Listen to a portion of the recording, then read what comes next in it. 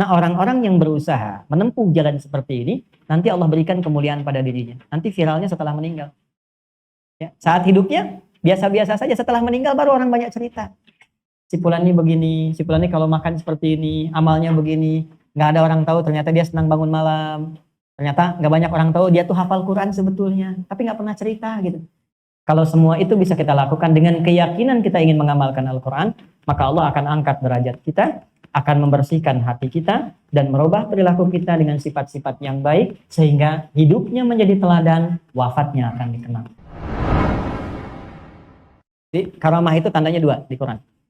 Ya, bukan ciri-ciri fisikal, oh dia bisa terbang, bisa jalan di atas air, bisa macam-macam. Itu hal-hal terpisah. Yang mau saya katakan di Quran itu cirinya dua. Kiramin, pemilik karamah. Siapa dia? Malaikat. Apa ciri malaikat itu? Quran surah 66 ayat ke-6.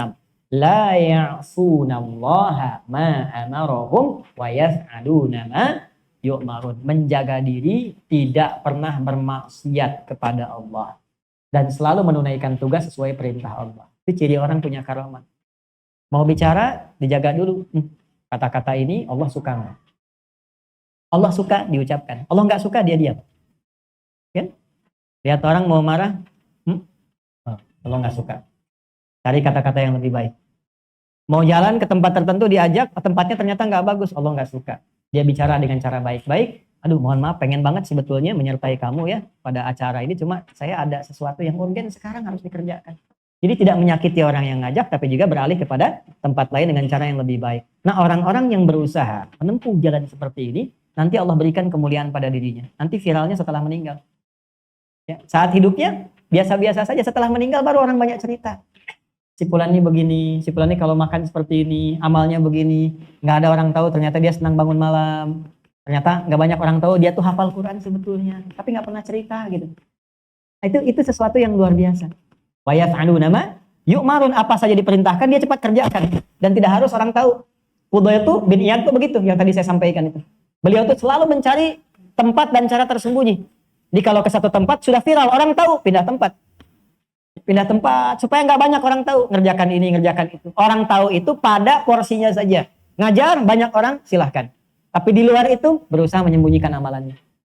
Sama pada dirinya, ini viral di kalangan ulama. Itu selalu menunjuk dirinya, mengatakan, ya musi, ya musi, ya musi. Kamu itu masih buruk, masih buruk. Orang nyangka kamu pintar padahal masih bodoh. Orang nyangka kamu baik padahal masih banyak salahnya. Itu terkenal sekali. Beliau selalu menghisab dirinya demikian. Imam Nawawi kalau malam, itu lihat sirahnya.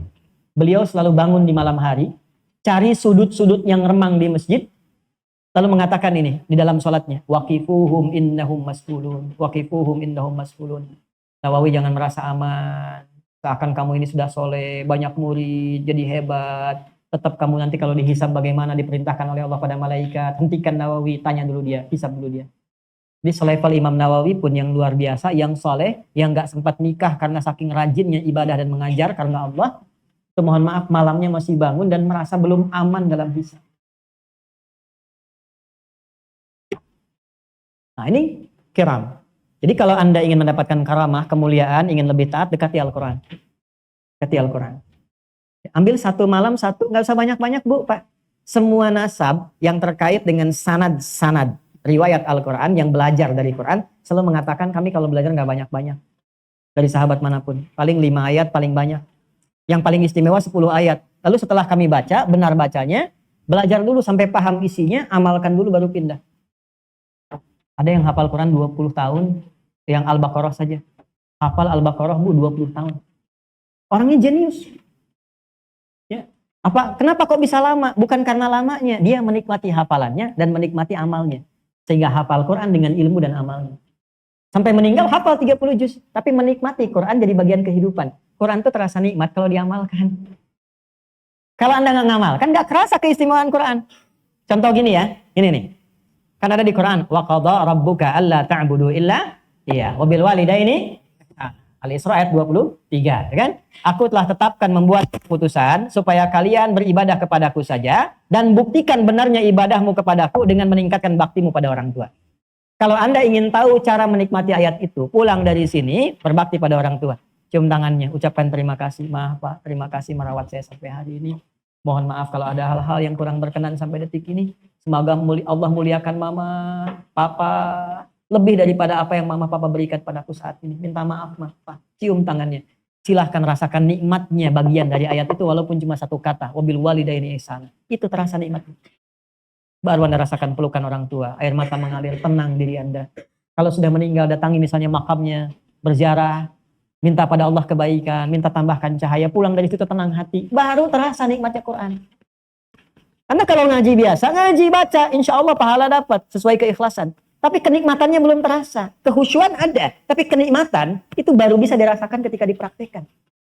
Kapan makanan enak itu terasa enak? Bukan saat diinformasikan. Saat dicoba makanan itu baru terasa enaknya. Kalau nggak percaya silahkan. Bulan depan di An-Nur ada snacknya. Misal ya. Misal, ada 2 kali itu kasih misal. Misal. Contoh. Kapan itu terasa nyamannya? Ketika dimakan.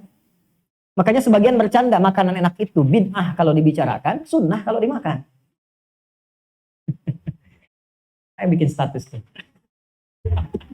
Jadi kalau ingin merasakan nikmatnya Quran, amalkan. Ini 11 ayat belum kerasa. Kerasanya kapan? Ketika keluar senyum, sapa dengan baik. Alhamdulillah, kemarin antum hadir kajian juga ya. Iya, Masya Allah. Di mana tinggal, hubungan, saling mendoakan. Baru kerasa nikmatnya. Kan dalam kehidupannya ini, bararatun. Orang yang ngaji Quran dengan sifat ini ditemani malaikat dan kemudian mendapatkan sifat bararah. Ya. Alladzi yaqra'ul Qur'an wa huwa hafidun 'alaihi ma'as safaratil kiramil bararah, itu hadisnya. Orang yang ngaji Quran dan menjaga Qur'annya dia praktekkan, dia hafalkan, maka ditemani oleh malaikat yang merubah dan membimbing dia bersifat mulia dan mengajak dia berperilaku teladan dalam kehidupan. Qur'annya hadir. Jadi kalau sudah dekat dengan Quran, yang keluar ayat, Pak, Bu. Bukan perilaku kita lagi, ayatnya keluar. Mau ngelihat kulil mu'minina yaghuddu min absarihim, jaga pandangan yang benar. Mau bicara yang gak bagus, la yafqahu minkum, ayatnya muncul. Urut gitu. Ya, belum hafal dibimbing. Malaikat bimbing.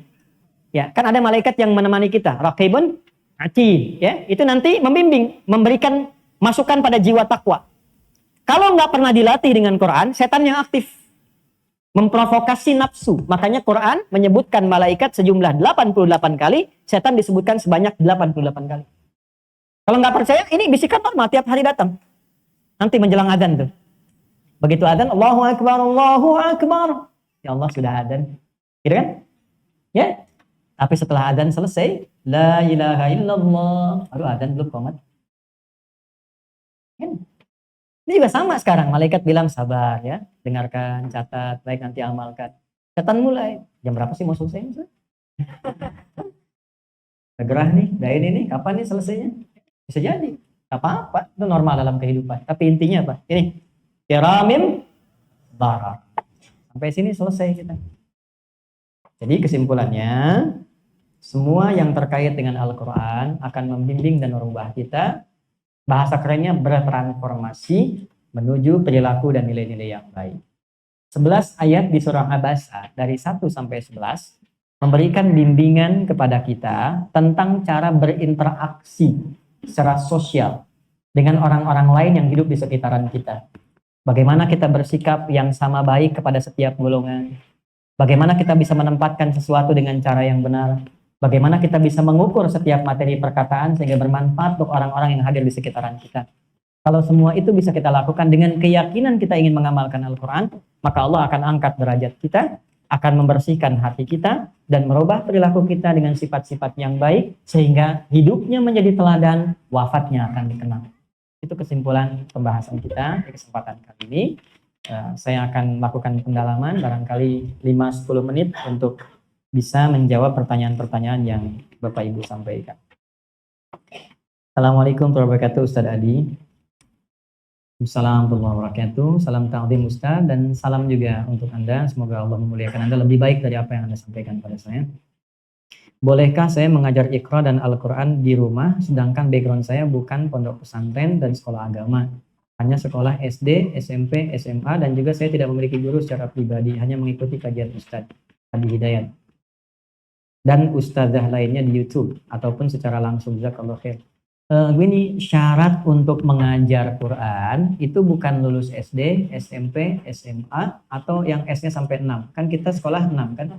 SD, S1, SMP, 2, SMA, 3, S1, S2, S3, kan? Nah, syaratnya bukan itu. Syaratnya punya kapasitas dan kualifikasi untuk mengajar. Ya, sederhananya sudah memahami, mengerti apa yang akan diajarkan. Kata Imam Nawawi, wala yata'allamu illa mimman takammalat aw kamulat ahliyatuhu. Hendaklah seorang itu belajar kepada guru yang menguasai materinya. Kalau sudah menguasai materinya di qiraati atau di iqra, kan? Atau di Al-Qur'an dasar-dasar untuk mengajar, silahkan mengajar. Ya, paling bagus nanti ada konfirmasi dari guru dulu supaya sebelum mengajar benar bacaan kita. Karena kemuliaan Quran itu diikat dengan talaqi. Ya, supaya benar yang diucapkan itu benar. Bagaimana kita bisa mengajar kalau belum diverifikasi apa yang kita baca itu benar? Maka kalau sudah belajar baca misalnya, coba kepada guru yang tahu, yang paham, cek dulu. Saya benar nggak bacanya? Ketika guru mengatakan udah bagus, udah baik, Anda ingin mengajarkan. Nah, itu istimewa, bagus. Jelas ya? Nah, kecuali belum mendapatkan itu sekadarnya dan ada tuntutan untuk mendapatkan ilmu dari Anda, maka boleh-boleh saja pada standar-standar yang Anda kuasai. Jelas? Ya. Kan kalau iqra kayak qiraat ini kan masih dasar. Dakhala wa kharaja, itu kan mengucapkan hurufnya a ta, itu kan? Ya a fata a, fa fata fa, lam doma u lu, apa lu.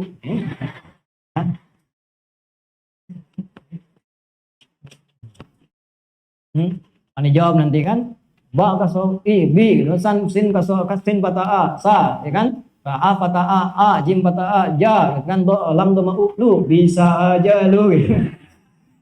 Ngaji itu harus menyenangkan ya. Kan belum kita baca Quran baru baca kan? Kalau baru metode baca, nggak dituntut paham, nikmati aja. Kecuali sudah baca Qurannya, baca yang betul. Dulu kan waktu baca di SD juga begitu, nggak dituntut paham kan? Ini Budi, ini Ibu Budi, ini anak Budi, ini tetangga Budi. Kan kita nggak pernah dikasih tahu tuh si Budi siapa, dari mana dia asalnya, ya kan? Nggak dituntut tahu kan? Yang penting kita bisa baca. Jangan terlalu serius Pak ngajar anak-anak itu, ya. Tapi mesti ada kesungguhan juga supaya benar adabnya. Kadang mendisiplinkan adab. Ya. Dulu saya ngaji itu ada penggaris di samping, ada rotan, biasa aja. Ya, kena pukul, alhamdulillah. Ya, pulang ke rumah kenapa nak pukul? Salah, sini mama tambah. Ya, kita nikmat aja biasa. Ya, jadi guru juga punya tanda. Ibu harus ada satu masa, memang untuk menjewer. Bukan sengaja pengen ngejewer, bukan. Satu kali akan ada tanda. Mana buktinya engkau pernah mendidik anakmu? Maka telinga di anak itu akan bicara, ya Allah saya pernah dijewer oleh ibu ini supaya saya sholat. Konfirmasi. Jangan sampai anak baru disentuh sedikit sama sapu lidi di sekolah adalah lapor polisi. Pasti viral video ini. Ya. Sudah restoratif justice saja. Ngobrol-ngobrol damai. Kalau anak salah perbaiki. Jangan terlalu dibikin-bikin lah, ya. Apalagi sudah ngaku salah diminta sekian-sekian kan tidak tepat. Meninggal.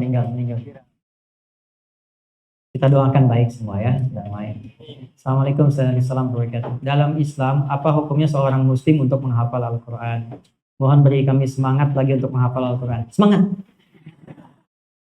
Semangat menghafal Al-Quran. Semangat. Ya. Jangan putus semangat. Ya. Ya, hukumnya pertama ada yang sifatnya fardu ain yang dibawa ke dalam ibadah mahdhah. Contoh Al-Fatihah wajib hukumnya sebab menentukan rukun dalam sholat. Kan ada bagian dari Quran itu satu surahnya namanya Al-Fatihah. Nah, itu rukun dalam sholat. La sholata liman lam yaqra bi Fatihatil kitab. Sholatnya tidak bernilai kalau orang nggak baca Al-Fatihah kecuali nanti di belakang makmum. Like and subscribe.